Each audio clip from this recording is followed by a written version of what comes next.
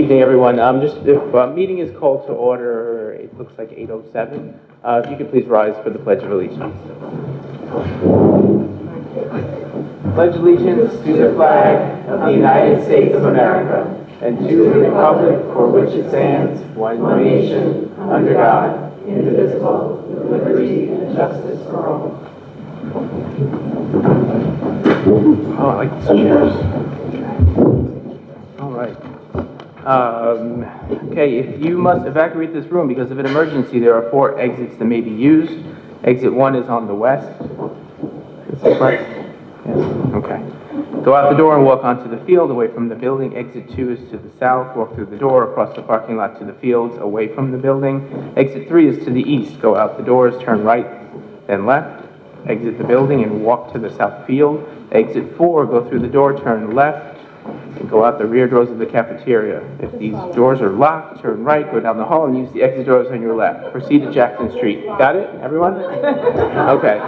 Or follow up Mrs. Reed.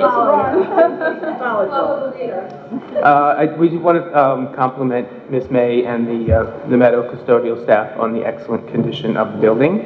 And we want to thank the Meadow PTA for refreshments that were provided during our executive session. All right, moving on quickly. The Board of Education accepts the minutes of the Board of Education meetings held on February 7th, February 26th, and February 28th, 2018 as detailed in the Friday mailing. Moved by Mrs. Reed. Second. Second by Mrs. Dreska. Are there any questions or comments? All those in favor? Aye. The Board of Education acknowledges receipt of the Treasurer's Report for January 2018 as detailed in the Friday mailing. Moved by Mrs. Reed. Second. Second by Mrs. Dreska. Are there any questions or comments? No? All those in favor? Aye. Aye. Aye. Okay, we are shifting up the agenda a little bit. At this point, we're going to move the Personnel Actions Report up because I think some of you are here to potentially meet our new principals, and we want to get to that right away. So, Board of Education approves the Personnel Actions Report dated March 14th, 2018, as detailed in the Friday mailing. As amended. As addended. Sorry, as addended. Moved by Mrs. Reed. Second. Seconded by Mrs. O'Hagan.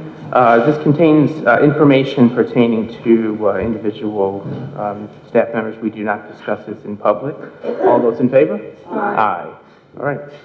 Dr. Candy. Thank you. So it gives me great pleasure. First of all, I want to thank all of the parents and faculty who are here tonight. It really means a lot when our community comes out to welcome new members of our Baldwin family. So thank you for braving the snow out there again. I know that it's almost spring, but somebody else hasn't gotten that message. Just try to cram it in. So let me start by introducing Nicole Hun, who is just been appointed as our principal of Steele School. Welcome, Nicole. Let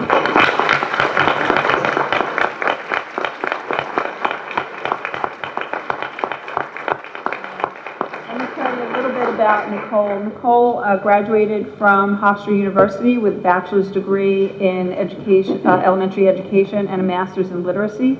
She has a master's degree also from the College of St. Rose in educational leadership. She's an experienced elementary teacher. She was an elementary curriculum supervisor for 5 years in Oceanside, an elementary assistant principal in Garden City for 2 years. She came to Baldwin in 2017 as a director of curriculum, leading the reading department, working with elementary school teachers, administrators, and our consultants. If you know Nicole, has a high level of energy. She is passionate about educating students and is dedicated to Baldwin. She's been working with us for the past 2 years, and besides being a bundle of energy and joy, really knows literacy inside and out. She is very excited to work with our kids and our faculty. She is the consummate professional. And it is our loss at district office, but we move our loss to a gain at Steele School. So we welcome Nicole to Steele School and once again to Baldwin. It's also my pleasure to welcome Ashina Baez as the new principal of Lenox School.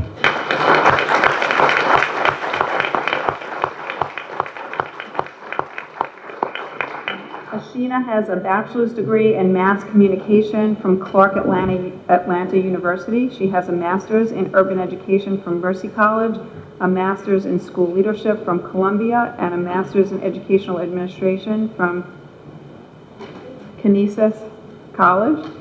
She is currently enrolled in Sage College's doctoral program. She's an experienced elementary, teacher, a lead teacher at West Prep Academy in New York City. She was an AP at Westbrook, an assistant director for pupil personnel services for 1 year in the Beacon School District, and currently in her second year as an elementary principal in Beacon. She enjoys reading, facilitating trainings for Yale University on emotional intelligence. I will tell you that we visited Beacon, which is an important step to see how teachers feel about the principal, and Ms. Baez is the current principal there, to see what instruction looks like in the school that she leads. And we were convinced that she is a really good fit for Lenox. She is deeply involved in mindfulness, so that Lenox tradition of just really being chill all the time can continue. But she is also deeply knowledgeable about literacy, about what it means to have high standards for kids and to get there in a way that works for students and works for faculty in a gentle way. So we are very excited to welcome Ashina to our Lenox family.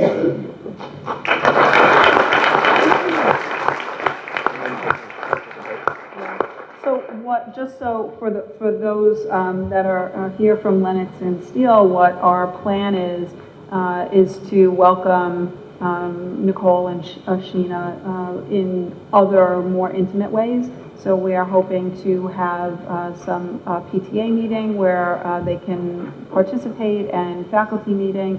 But one of the reasons why we are this early in the school year appointing new principals for two reasons. One, we tend to be a little bit competitive, and so we got out there early, so we got the best candidates that are out there. We also wanted to give both of our new principals time to spend time with Ms. Presti and with Ms. Acevedo, so that they can get a sense of our buildings. And to really have some overlap time in the building, so that July 1st doesn't come and it's like, oh boy, there goes one and here comes another, but instead there's a much smoother transition. I also want to thank Ms. Acevedo and Mrs. Presti, because you make a decision to retire, and that is not an easy decision. It is, when you do this kind of work, it's a lifelong journey, and even though you may be in multiple places, you get to a point in your professional career and you realize that that chapter is closed and you're moving on, and that's not easy to do. And to give your school and your children and your faculty to someone else is not only hard professionally, but it's hard emotionally. And I will say that both of our principals have been extraordinarily giving, and they have been kind and understanding, and I am personally very thankful to them for their generosity and the way that they've handled what could really be a very difficult transition personally, with just grace and kindness. So I want to thank you for coming, and I want to thank them for that. I also want to thank our administrators who are here welcoming new members of their unit.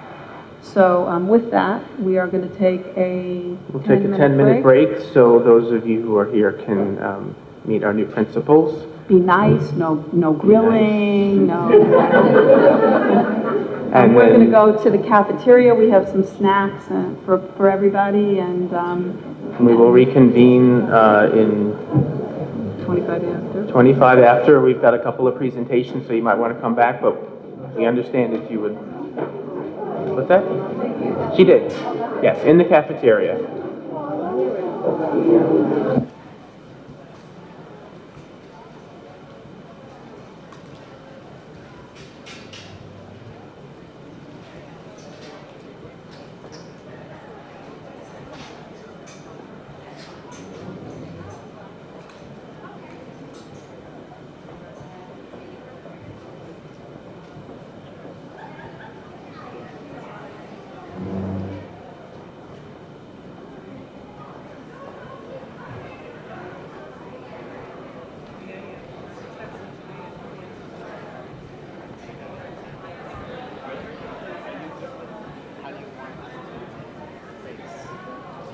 this way if they need to see what needs to be done. So keep having solutions. Yeah, because you know this stuff is hanging out. So tomorrow is our program. Don't feed off the slides directly. You know yourself, it's easy. If you know the definition, if you know the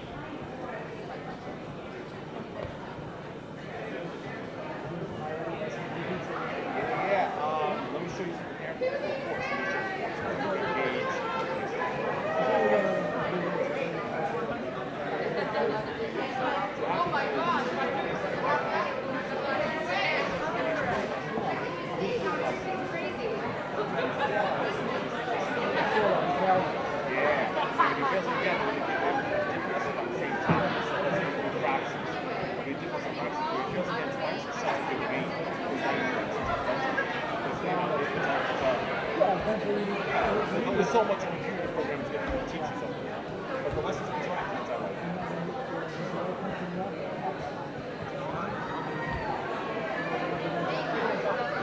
No, that makes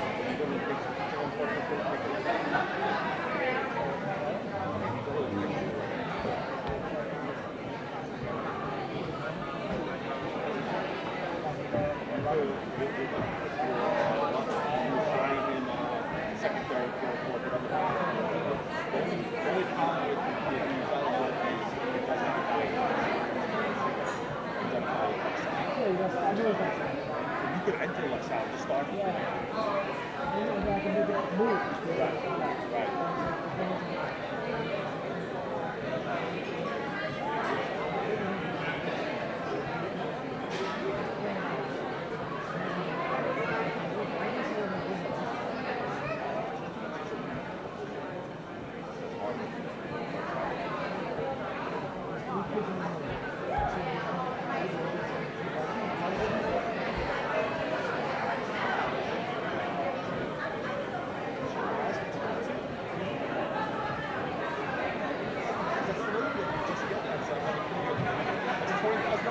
So she came back and said, okay, we're going this one time over. It was 20 G's.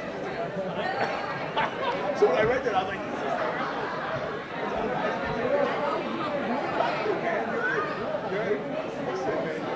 I was dying when I read that.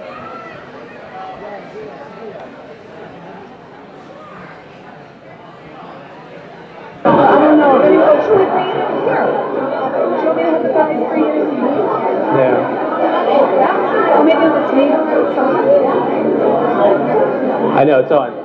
What? I did want it on. So there are food and refreshments in the cafeteria. If you want to move the conversation to the cafeteria, there is food and refreshments. Or you could stay here.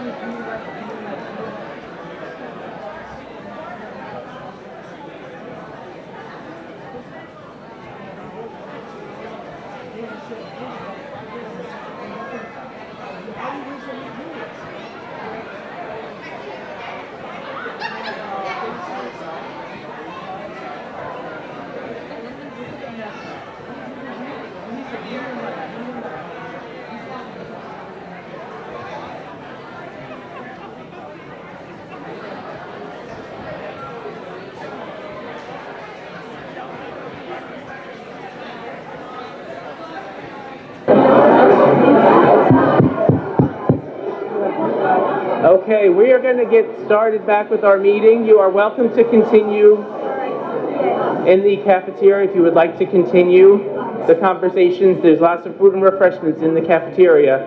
We're going to get started back up with the meeting in like 2 minutes. Thank you.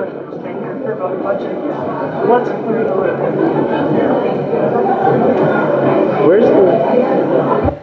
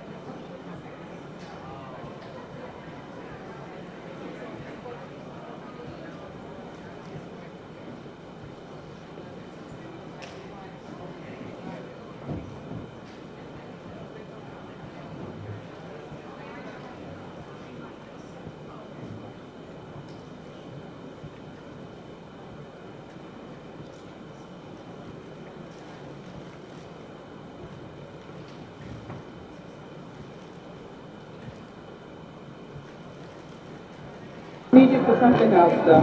All right, we are back. And I'm gonna turn it over to the superintendent of schools. My job is easy so far. So I am going to introduce Mr. Jimmy Kalmatis, who is our Director of English Language of ESL and Language LOTE, who is going to do a presentation on our ENL program.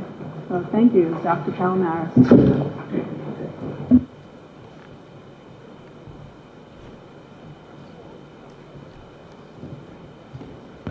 Okay.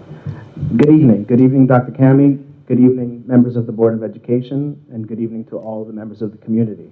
It is my honor to be here tonight to present to you information about our ENL program here at the Baldwin School District.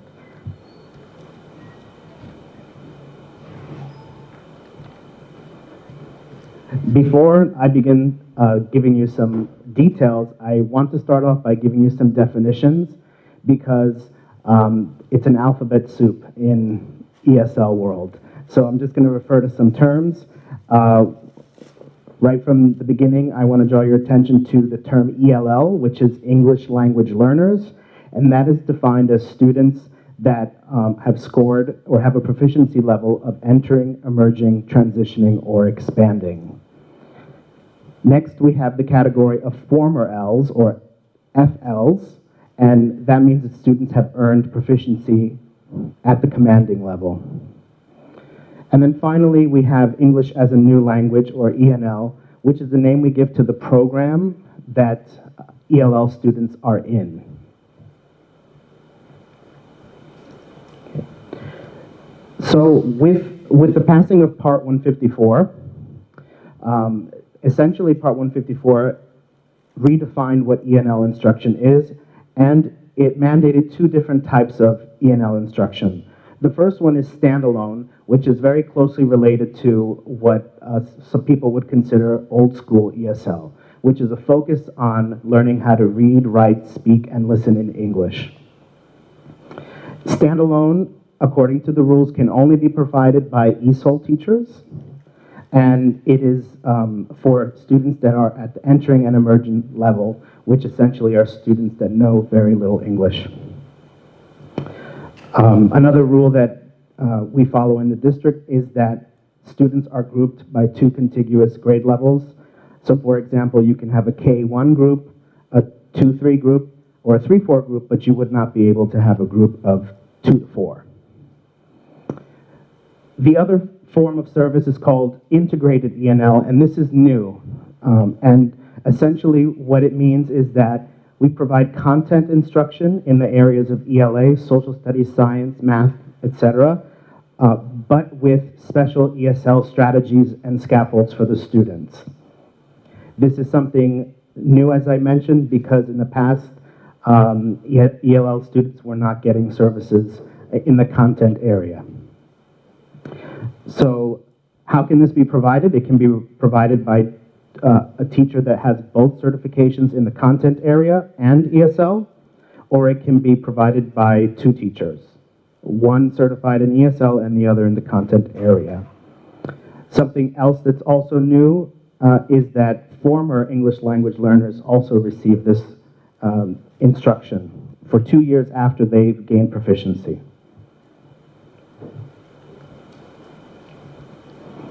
In this slide, I have some longitudinal data of L enrollment in the district. And as you can see, starting in 2015-16, we have the new category of former English language learners. And as of 2015-16, our caseload for the students that we service in the district increased.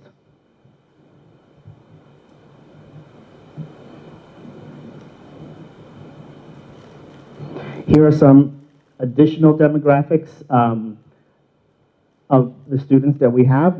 We have the total number of English language learners and the former English language learners that are in the high school, the middle school, and at the elementary level, and at the district level.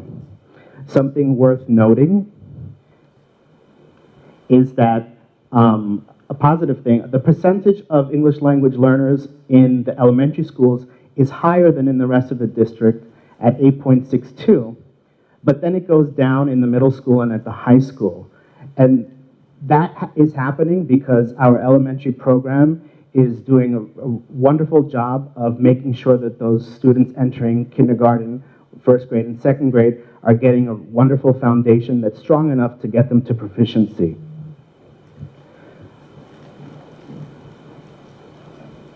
Our overall percentage in the district of English language learners is at 6.65. Okay, so now for the overview of the elementary school program, all students receive ENL services in their home school.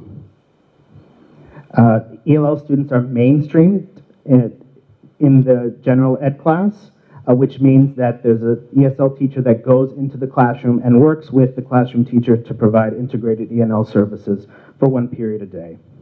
In addition to that, entering and emerging students receive standalone instruction through a pull-out program. Also, something that we've been doing in the past 2 years is we are training ENL teachers in level literacy intervention, LLI, because we recognize that being an ELL teacher is not just about teaching basic English, but it's also about teaching literacy and supporting literacy in the classroom. At the middle school level, we have a program for the 15-to-1 students and ungraded students because the IEP mandates that we provide them support in their program. All other students, all other general education students receive integrated ENL, ELA, and in 7th and 8th grade, we have a special program for newcomers, which is a sheltered course for entering and emerging students. In addition to ELA, students also get support in another content area. In 6th and 8th grade, they receive integrated social studies, and in 7th grade, science. And in addition to that, students that are entering and emerging also receive standalone instruction.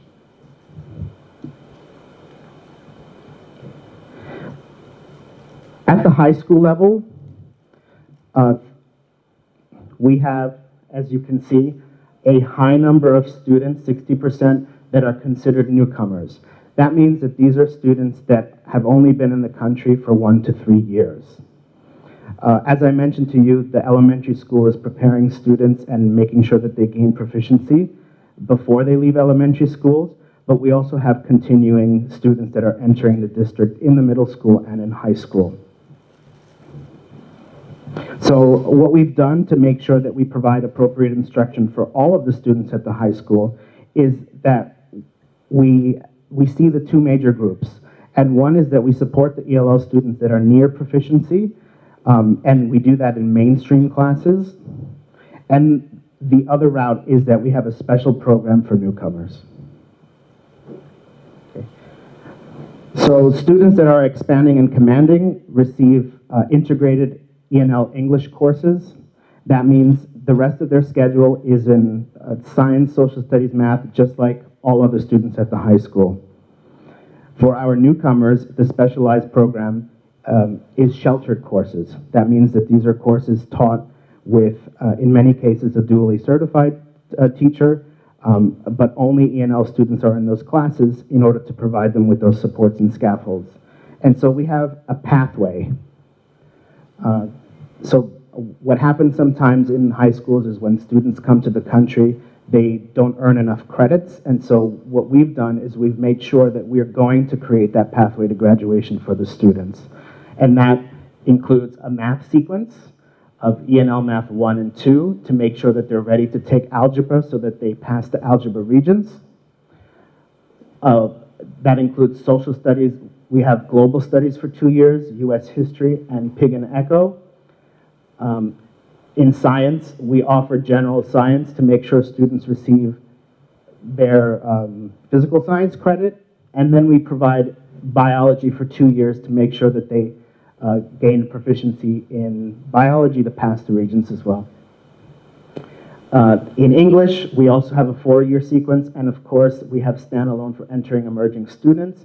And we have also an additional course called ENL Skills, which targets students that have a low literacy level to make sure that they do well in all of their classes. Okay. Some additional programs that we have in the district. We have our Title III ELL grant program, which we've been using for the past 2 years for a K-8 program, which is housed in the middle school extended year program. This year, we were granted additional monies from the state in Title III immigrant funds, and we have launched a middle school ENL enrichment program during 9th period. We've launched a high school literacy enrichment program every other Saturday. We've purchased additional texts to make sure that we reach all the literacy levels and needs of the students. And we are also funding trips so that the ELL students have opportunities to see different places. We also have a Malloy partnership called Soaring Saturdays at Plaza School. And in that partnership, Malloy faculty provide instruction to the students, ELL students and Title I students in the community. That's an overview of the program. If you need any further information, please feel free to ask me. I'm always at your disposal. Thank you very much. I did have some questions. So the sheltered classes, so you said that. Yeah, that was my question. Okay, good. So, Yeah. I mean, it sounded to me like the sheltered classes were the only ENL students That is correct. taught by the duly certified teachers. Correct. Okay. Say that again, Bill. Oh, Yes, I'm sorry. So a sheltered course is defined as a course where only ENL students are in the course and the instruction is modified to meet the needs of those students. Okay. And we only provide that for students that are at the entering, emerging, and low transitioning level. As soon as students are able to and they go into the mainstream program. so those are the classes, the ENL Math, ENL Social Studies, those are... Those are the sheltered courses, yes. Okay. What's my other question?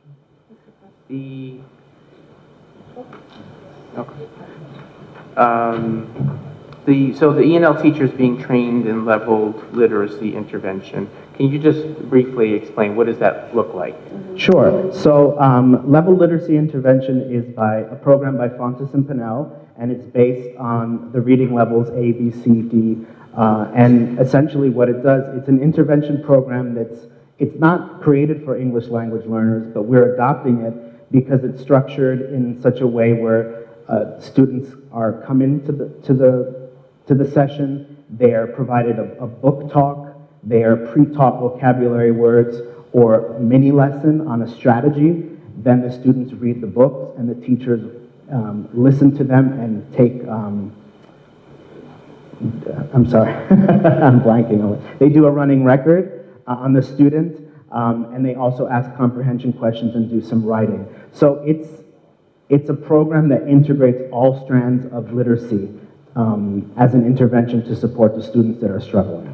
And so one of the things, so that you know that we do differently than most districts do, this is a reading intervention program that's used for all students. It's not designed for ENL, it's not designed for special ed, it's really a general ed literacy program. And we believe that our ENL students need to learn to read. A lot of traditional ENL programs are designed around ENL students and are not really designed around literacy. This just really speaks to the belief that we have that whether you're an ENL student or otherwise, you need to learn how to read and write in English. Mm-hmm. And so the purpose of this program is really to meet those kids where they're at and bring them along. We do all of the ENL stuff as well, the English as a second language curriculum, but we really take 50% of their time and we immerse our students in literacy. So this level of literacy is something we're doing for all students. This is just talking about the ENL teachers are being... Yes, so level literacy intervention is used in our reading program in general education at the elementary level. Right, that's what I meant. Mm-hmm. Okay. And just one last question for me. This sounds great, it sounds very comprehensive. Is this, well, I guess it's kind of two questions. I mean, what I'm getting at really is, how are we measuring the success of the program? Now, this sounds like a lot of this may be, this is the first year that we're doing a lot of these programs. I know the Plaza Saturday program is new. Are we measuring data? Have we seen data that we, can look at this and say these things are working, it's successful? Well, I can tell you that in speaking with our data specialist, Ms. Duffy, we figured out that this past year, 16% of all our English language learners gained proficiency, which is a big chunk, seeing that we have such a wide range of students who are new to the country. And historically, Baldwin has been very strong at moving students along.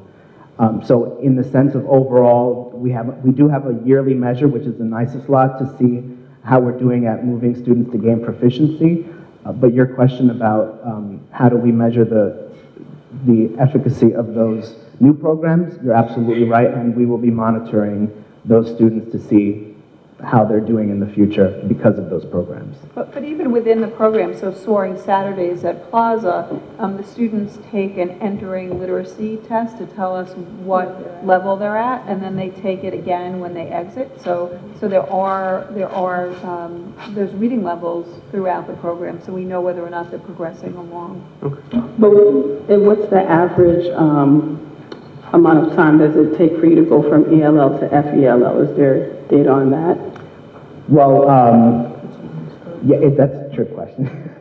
Sorry, No, it's okay. person. The research shows that it takes 5 to 7 years to gain proficiency. But, of course, those are just averages. We see students that do it in 1 year, but we also see students that take 7, 8, 9 years. And would you Depends say when you that come depends, in. I was going to say, if you come in elementary versus middle school, just based on, I remember when my niece and nephew were in middle school, they were in the ENL program, and it took them 1 year in the middle school, newcomers not having any background in English. I'm just curious what that looks like at the elementary school level, if it's about the same time, or if one takes longer. It varies. There's a big range. But in general, we tend to see that kindergarten, first grade, and second grade gain proficiency in 2 years. So they say generally it takes 7 years, right? So compare the difference between a student who comes to the country as a kindergartner at age 5 compared to a student that comes to the country at age 15, right? There's an additional 10-year deficit in there. And then imagine those same kids, one of those students comes having had formal education in their home country, and somebody else who comes here having no formal education. So that, which is why it's a trick question, because it really does depend upon the student. What the state ed guidelines law tells us is that if you are, for example, a student who comes here at age 15, generally you're supposed to be in 10th grade. After a year, you are required by state ed law to take all of the same exams that a native English speaker takes. So when you're in 11th grade, you are technically taking the same Regents exams that your peers are taking. And we all realize how ridiculous that is, right? Interesting. Okay. One of the good things is that both the state and the federal government give us 7 years. Once a student has been in ENL for more than 7 years, then that gets flagged as someone who should have made more progress.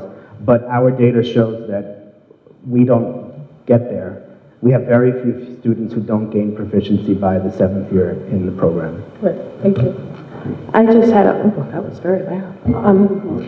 The question I had was the size of our E&L program. How does it compare to other school districts? That's a great question. Those numbers aren't really published, but I did look at New York State and the grant monies that they provided other neighboring districts. So I can tell you that Oceanside has slightly fewer L's than we do, and Uniondale and Freeport have 3, 4, 5 times the number of ELL students that we have. So it's difficult because the state doesn't really publish that information. And so that immigrant grant, the federal, depending upon the amount of students you have considered new immigrants, they give you money for that for 1 year. After 1 year, they don't consider you a new immigrant anymore. So I guess along those lines, if they're, so they're giving us that money for 1 year, we've got these programs that we're funding from the grants, it means that's going to come out of the general fund. Well, it means the money will go away unless we have a new influx of new immigrants. Right. And so really, it's a year to year for us. Another unfunded mandate. So to There's a speak. lot of unfunded mandates. But I'm just saying, inside of that becomes. You know, as things go, we're in much better shape than many districts on Long Island who saw a very large influx of immigrant young people. And again, it varies of where young people are coming from and what what the situation was that they came from. The reality of it is when you get older students who are new to the country, who don't speak the language, and they come directly into high school, in order to graduate, they have to meet the high school requirements. Generally, those students age out before they ever meet the requirements of the high school diploma. And so one of the things that we've talked about, which is really more of a moral and ethical decision, if we get a student who comes here at age 17, let's say, and they don't speak any English, there is almost a 0% chance that those kids are ever going to graduate with a high school diploma. And so we've talked about what kind of programs we either have or could have for students to have a certificate in some kind of an occupation so that when they leave us as students, they are gainfully employed. And I think that's an ethical decision. Anyone else, questions? My only question is, what about parent outreach? Is there an effort to get families involved with the students who are beginning English speakers? There's a lot of outreach that happens at the local school level where the teachers, beginning with the identification process, parents are invited to come into the buildings and they talk to them about what their program looks like. The teachers do a lot of phone calls and writing letters, even though they may not speak the language, but we have acquired new tools for translation. So there is outreach happening at the local level and in each individual school building. Okay, thank you. And there's an active parent program in that Soaring Saturdays program.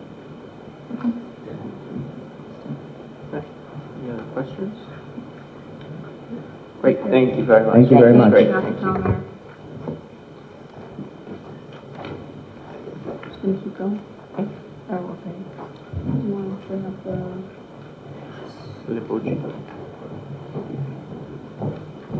We are going to have a shortened version of a budget presentation for you this evening. So I think for the sake of time, while Dr. Draper is bringing that up, I'll give you my report. I want to let the board and the community know that we have been approved by New York State Board of Education, to offer the seal of biliteracy for our students. So any of our students who meet the qualification of biliteracy will get an additional seal on their diploma. We're one of a few school districts who have applied and been accepted.